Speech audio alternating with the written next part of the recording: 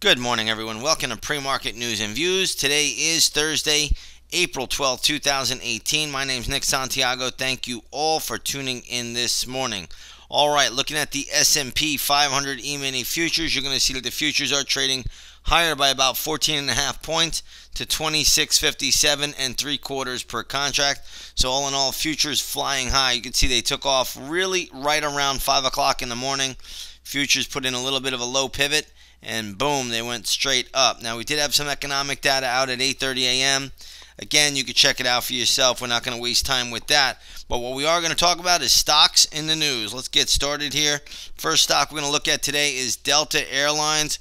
They reported earnings. Stock right now is trading at $52.50. Closed at $51.47.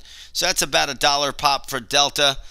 This stock has been, all the airline stocks have been weak lately. So again, higher oil prices have certainly hurt the airline stocks. Today we have crude oil down about 38 cents. It was down more earlier, but then it has come off of its lows. So again, I think the airline stocks are still going to be somewhat tied up to crude.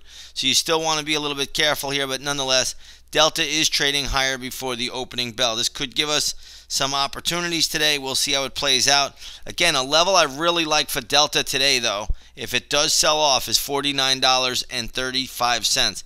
If it gets there, I really like it on the long side for a day trade. So keep that on the radar. Generally, when Delta's up, you'll get other airlines moving. Southwest catching a little bit of a bid. American Airlines, full disclosure, I do own them.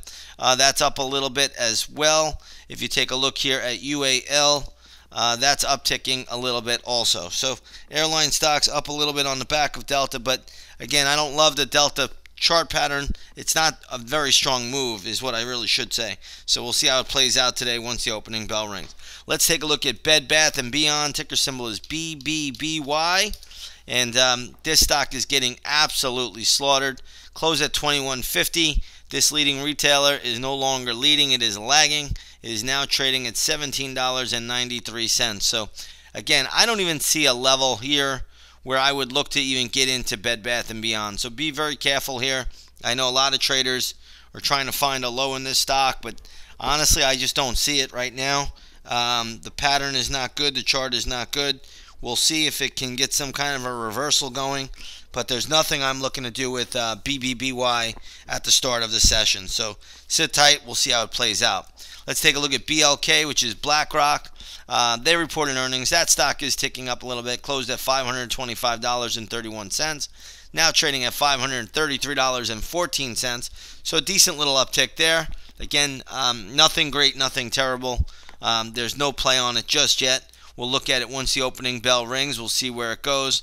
If the stock got up to around 544 or so, that would be a big resistance level for me. Until then, it's kind of in the middle of a range here, so there's not a whole lot to do just yet. Let's take a look at Zumi, Z-U-M-Z. Looks like they reported same-store sales. Stock got a big pop. Now it's trading at $25.80, closed at $25.30. So again, I don't know if there's a whole lot to do here, but it is upticking ahead of the opening bell. Overstock catching a big bid today, OSTK. This is on the back of a move in Bitcoin. Bitcoin this morning is up about 11%. So that is definitely lifting the crypto names, Overstock being the leader of that group. So Overstock catching a pretty good little bid here, trading at $38.35, closed at $36.30. So Overstock up on that news.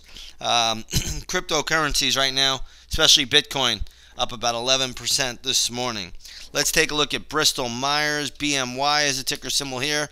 Looks like the target was lowered by Citigroup. I don't think there's a whole lot of downside in Bristol Myers right now. Stock is trading at $59.70, closed at $60.18. So it's definitely downticked a little bit, but I don't think there's a whole lot of downside here today. Let's take a look at Mylan. MYL is the ticker symbol here. Looks like this was upgraded today. Stock is trading at $40.89, closed at $40.39 this morning. So again, we'll see how it plays out. Now, just so everybody's aware, tomorrow really kicks off earnings season with the bank stocks. We'll have three major banks, JP Morgan, Wells Fargo, and Citigroup, all reporting earnings tomorrow morning. Then next week, we start the real earnings season begins. So again, just be ready for that. We'll get lots of morning gap plays out here, lots of action. All right, let's shift gears here a little bit. Let's go over to the gold market. Gold is down about $12 today. Right now trading at $1,348.10 an ounce. So if you take a look at the GLD this morning, you'll see that's trading down just a bit, closed at 128.11, now trading at 127.48. Again, the dollar is catching a little bit of a bid ahead of the open today, and that is probably the catalyst for weaker gold price. But as you can see, the dollar's starting to fade a little. Dollar fades, gold will catch a bid back up, and gold is at the top of its ultimate trading range, I believe, but we'll see how it plays out today. Let's go over to crude oil. Crude oil, as we talked about earlier, just down 36 cents to $66.46 a barrel. If you take a look at the USO, you'll see that's trading at around $13.40. Crude has been extremely strong, got a lot of geopolitical tensions going on in the Middle East, and again, that causes just a natural spike in crude. But we do have a lot of crude in the world right now, but nonetheless, crude oil getting a bid on the back of geopolitical tension. So we'll see how it plays out. We'll see where it goes. With that being said, if you haven't done so yet, come on over, take a 7-day free trial to the intraday stock chat room.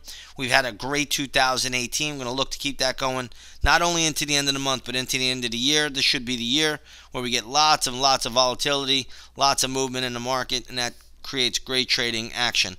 With that being said, everybody, I'm going to leave it here short and sweet. I want to wish you all a wonderful, wonderful day, and we will see you all on the charts.